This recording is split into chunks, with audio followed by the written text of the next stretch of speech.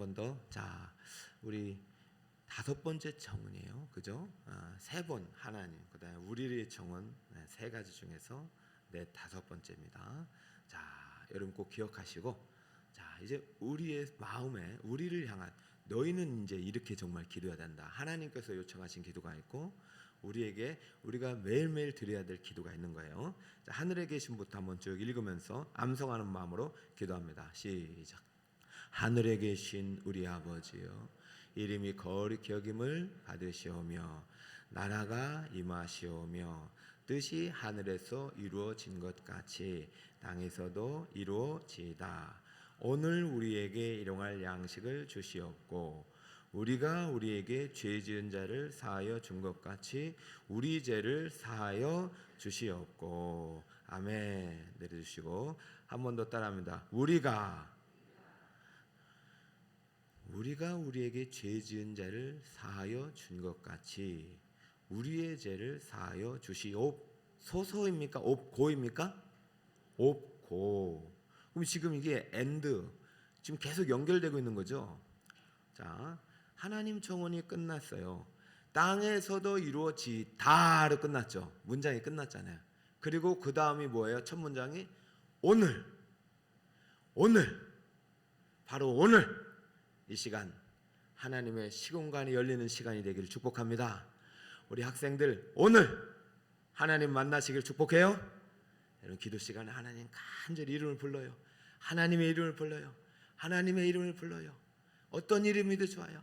아버지가 가장 좋아요. 아버지, 주여, 하나님 오늘 만나주시고 오늘 내려주시고 오늘 내게 감당할 힘을 주시고 오늘 일용할 양식을 주옵소서. 그리고 오늘 계속 연결되는 거예요. 우리가 우리에게 죄 지은 자를 사하여 준 것 같이 누구의 죄를? 우리의 죄를 사하여 주옵소서. 자, 이 문장을 가지고 상당히 많은 고민과 연구와 또 묵상이 있었어요. 그래서 왜 하나님께서 우리가 우리에게 죄 지은 자를 사하여 준 것 같이 내가 어떤 이웃에 대한 용서를 조건으로 하나님께 용서해달라고 기도하는가라는 질문이 생겼고, 그러면 내가 누군가의 죄를 용서하지 않으면 하나님이 나의 죄를 용서하지 않는 것인가? 라는 이러한 어떤 그 오해가 생기는 거예요. 그래서 14, 15절도 계속 이어보면은 꼭 다른 사람의 잘못을 용서하면 용서하리라, 용서하지 아니하면 용서하지 않겠다, 이런 조건부 용서처럼 우리가 들려지기도 합니다. 그런데 제가 주기도문을 할 때 여러분 절대 주문처럼 단순히 이 문장만 보고 여러분이 해석하면 안 된다고 했죠. 이것은 놀라운 기도의 비밀과 기도의 원리가 담겨있는 내용이고 우리의 신앙 고백이고 암송도 해야지만 이와 같은 원리로 계속해서 우리는 기도를 해야 되는 거예요. 그러면 주기도문으로 시작해서 주기도문을 마칠 때 이 안에 있는 하나님께서 담겨놓은 뜻과 비밀이 우리의 기도에 녹아져 들어야 됩니다. 이해를 돕기 위해서 우리 학생들도 왔으니까 성경을 해석할 때는 첫째는 꼭 문장과 문자를 봐야 됩니다. 이 문장, 그래, 죄 지은 자를 사하여 줬다, 우리의 죄. 문장, 하나의 문장의 문자에서 문장을 본 다음에 그 다음에 이제 주기도문 전체에서 봐야 돼요.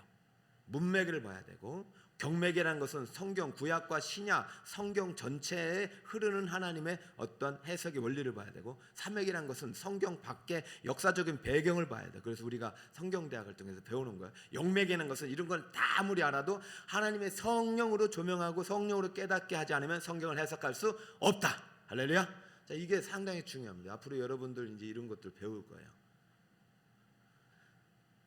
그러면 여기에서 간단히 말해서 이 본문이 지금 이 한 문장 오늘 5번째 청원이 해석이 안 되면 주기도문 속에서 해석하면 됩니다. 이미 우리는 하나님을 누구라고 부르라고 했어요?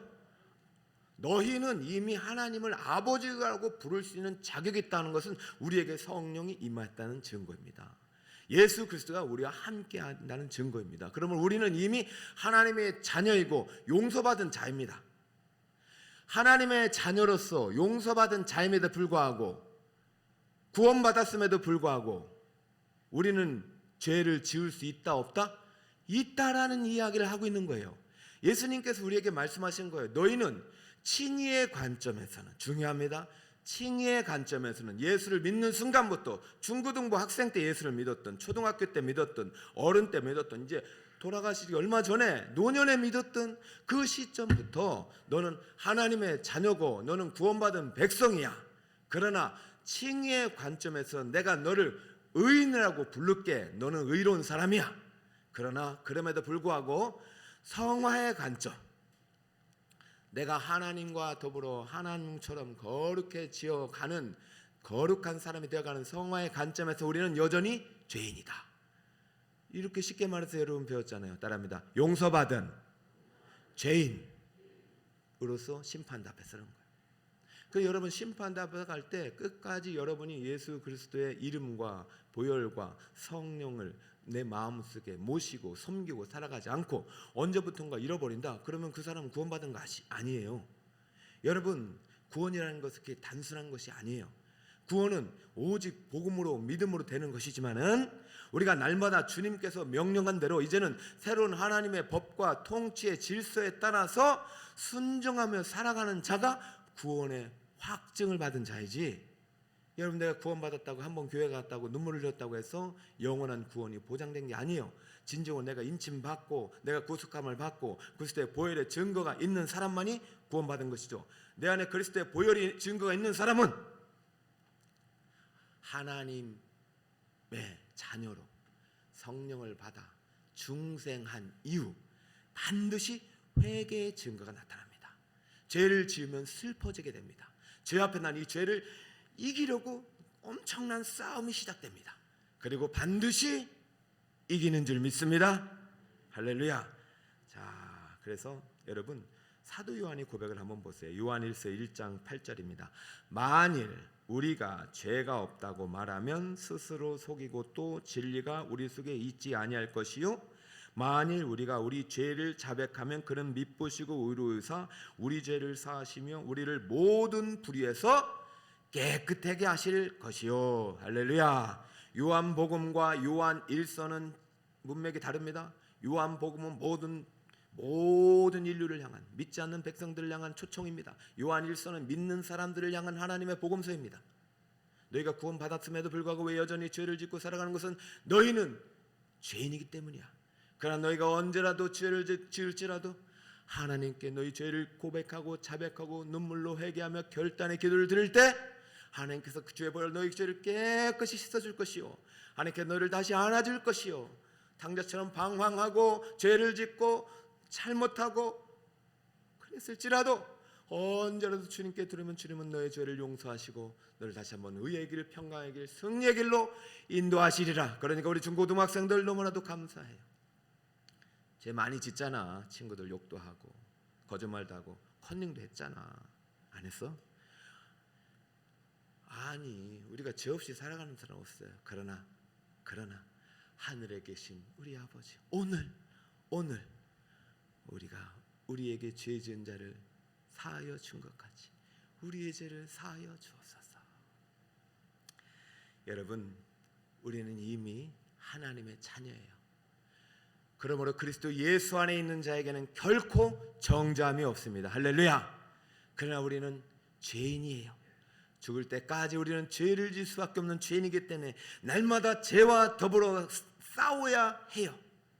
그러므로 우리는 기도 없이는 절대로 이길 수가 없어요. 기도하고 용서받고 기도하고 죄를 씻고 기도하고 거룩해져서 하나님의 백성다운 삶을 살아가도록 하나님께서 오늘 기도를 가르쳐주고 계신 거예요. 할렐루야. 죄라는 단어를 성경에서 한번 살펴보니까 오펠레이마라는 단어를 썼어요. 우리가 우리에게 죄 지은 자를 사하여 준 것 같이라고 했어요. 자, 따라해볼까? 오펠레이마. 어려운 단어예요. 근데 어려운 단어인데 이 단어가 성경에 2번 나와요. 신약에. 자, 네. 여러분 참 이해가 안 되죠?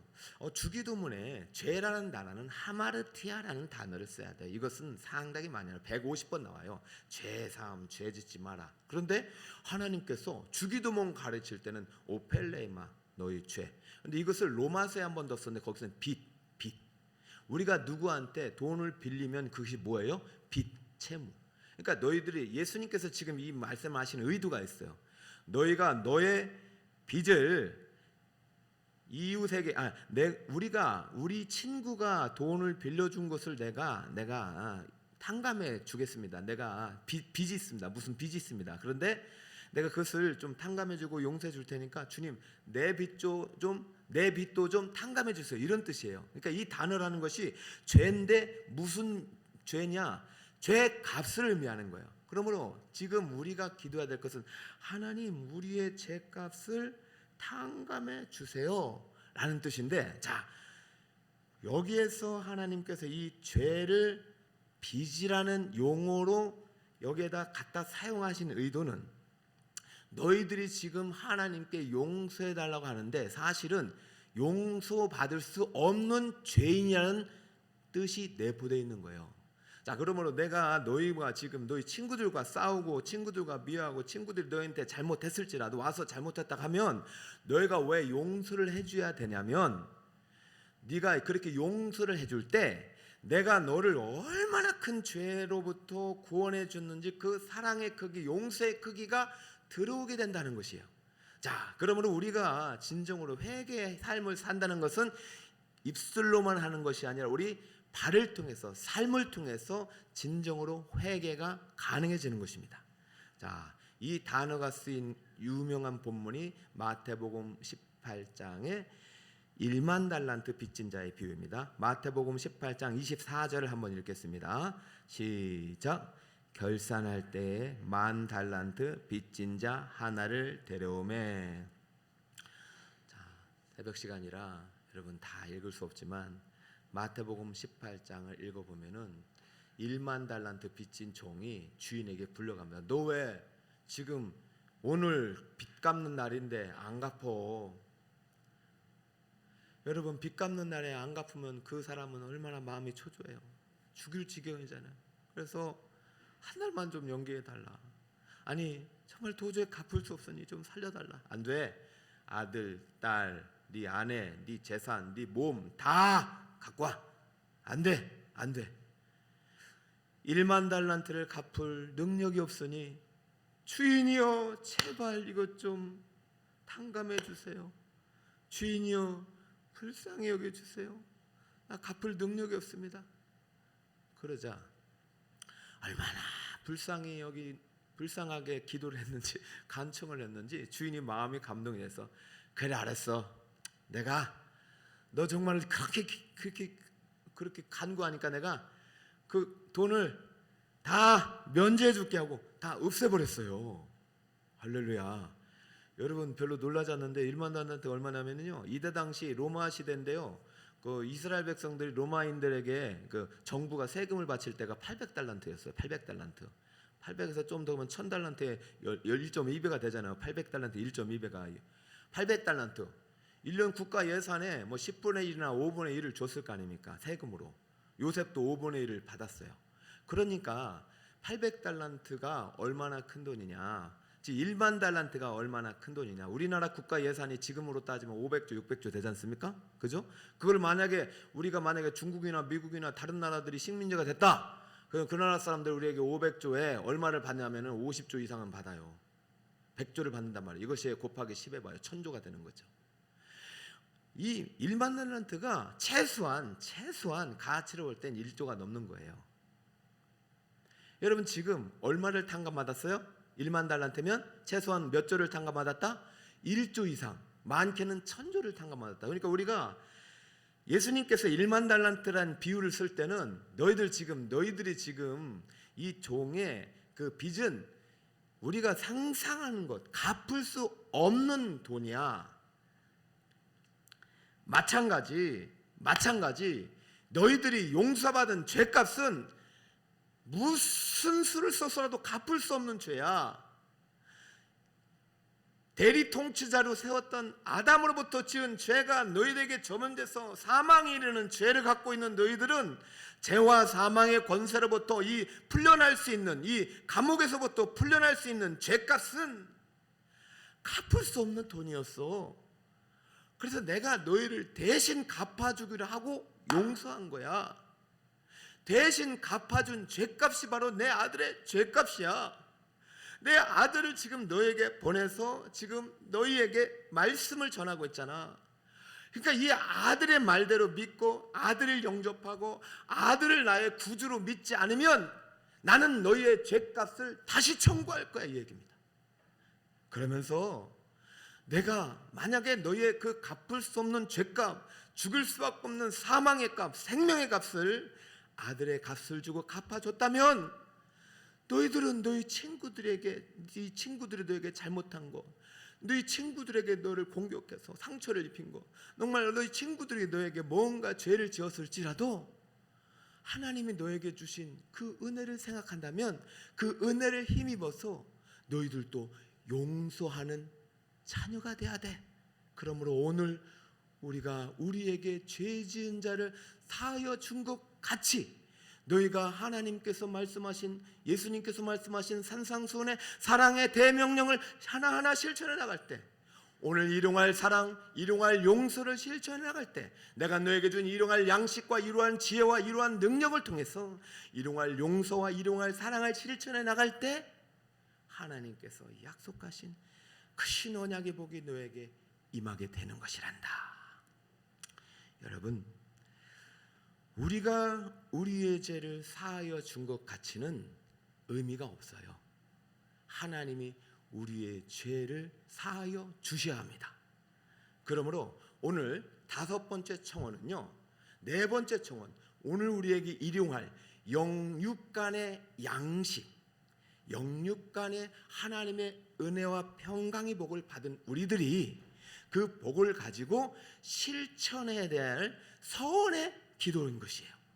내가 주님께서 나를 용서하시고 나를 사랑하시고 나를 위하여 놀라운 계획을 갖고 계시고 나에게를 인도하셨듯이 나도 누군가를 만나서 예수님의 사랑을 실천하는 사람이 되겠습니다.